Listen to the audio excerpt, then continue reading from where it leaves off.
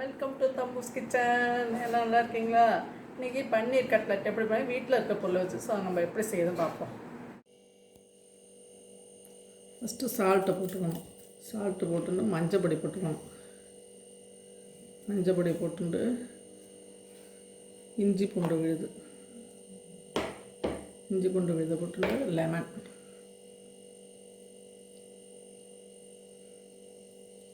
ஊற்றிட்டு நல்லா அப்படி பேசுகிறணும்.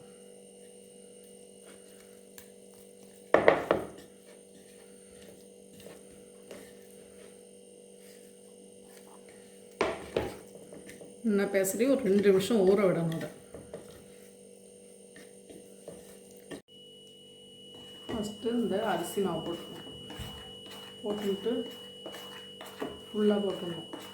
இது இந்த ஸ்பூனால் 1 ஸ்பூன் போட்டிருக்கேன், 3 1 ஸ்பூன் போட்டிருக்கேன். அடுத்து இந்த கடலை மாவு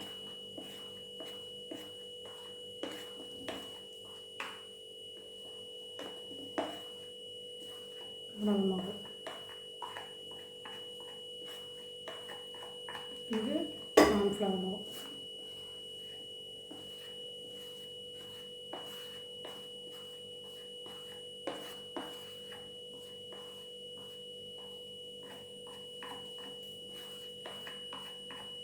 இதெல்லாம் போட்டுட்டு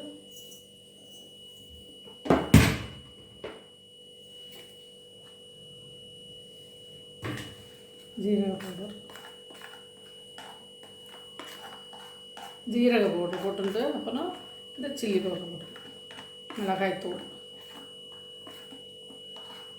இந்த முந்திரியை பொடி பண்ணி அதில் போட்டுப்போம்.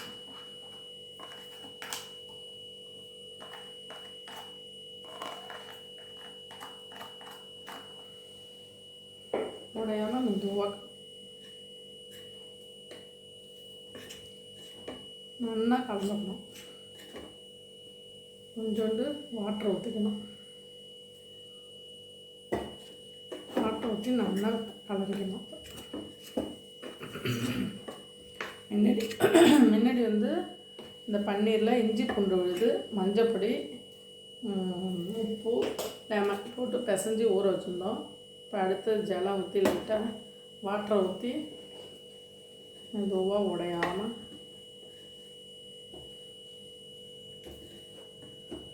நல்லா கோட்டிங் ஆகணும். பன்னீர் ஃபுல்லாக கோட்டிங் ஆகணும்.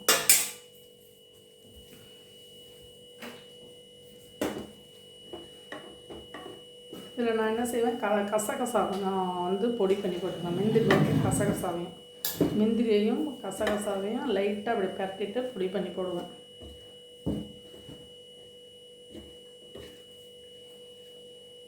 ஒரு 2 நிமிஷம் ஊற வைக்கணும்.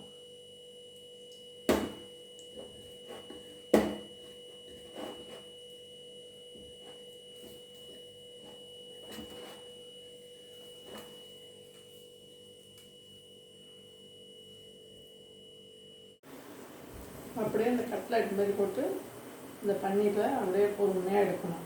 கையில் வச்சா உள்ளே வேகாது. பொறுமையாக அப்படியே வச்சு எடுக்கணும். கலர்ஃபுல்லாக ஆனதுக்கப்புறம்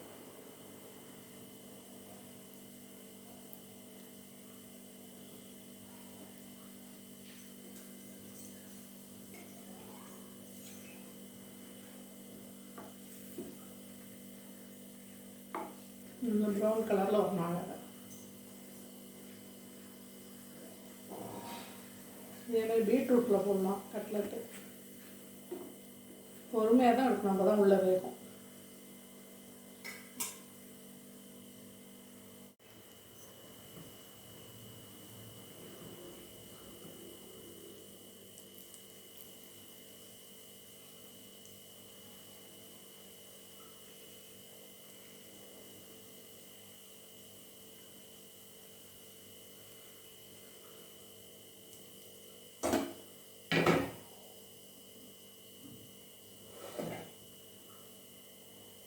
அப்படியே பொறுமையாக வேகணும். வெந்தால் தான் அந்த பன்னீர் உள்ளே இருக்கான்னு நல்லா வெந்ததுக்கப்புறம் நல்லா கிரிப்னஸாக இருக்கும், கிரிப்பாக இருக்கும். உள்ள மொறு நல்லா ப்ரோட்டீன் இது பன்னீர்.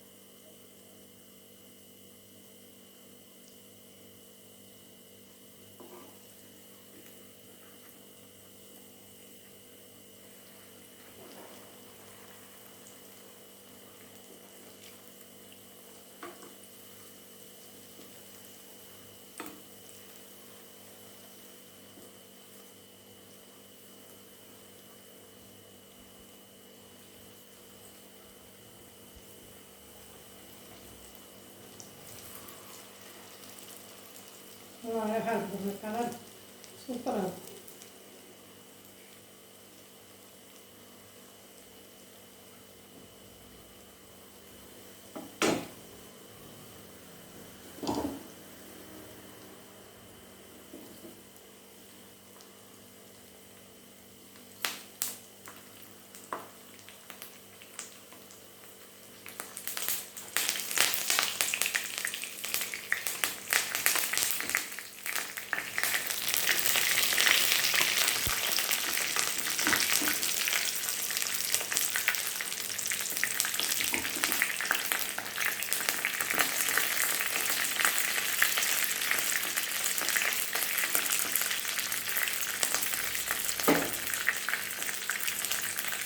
இந்த பச்சை மிளகாவும் அந்த கருவேப்பிலையும் அதில் போட்டால் தான் அந்த ஃப்ளேவர் அதில் இறங்கி நல்லாயிருக்கும், சூப்பராக இருக்கும். சுட சுட பன்னீர் கட்லெட் ரெடி. இதே மாதிரி நீங்களும் மேலே சாஸ் போட்டு இதை ட்ரை பண்ணி பாருங்கள், இன்னும் நல்லாயிருக்கும். ஆனால் எனக்குலாம் சாஸ்லாம் பிடிக்காது, பிகாஸ் எனக்கு ஸ்வீட்டே செட் ஆகாது. அதோடு இல்லாமல் இந்த சில்லி அப்புறம் இந்த கறி லீவ்ஸ்லாம் போட்டால் அந்த ஃப்ளேவர் இன்னும் செம்மையாக இருக்கும்னு எங்கள் அம்மா சொல்கிறாங்க. நான் ட்ரை பண்ணி பார்க்க போகிறேன்.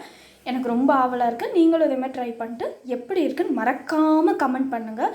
இதே மாதிரி எங்கள் சேனலுக்கு சப்போர்ட் பண்ணுங்கள், லைக் பண்ணுங்கள், ஷேர் பண்ணுங்கள், சப்ஸ்கிரைப் பண்ணுங்கள். தேங்க்ஸ் ஃபார் வாட்சிங். Bye bye.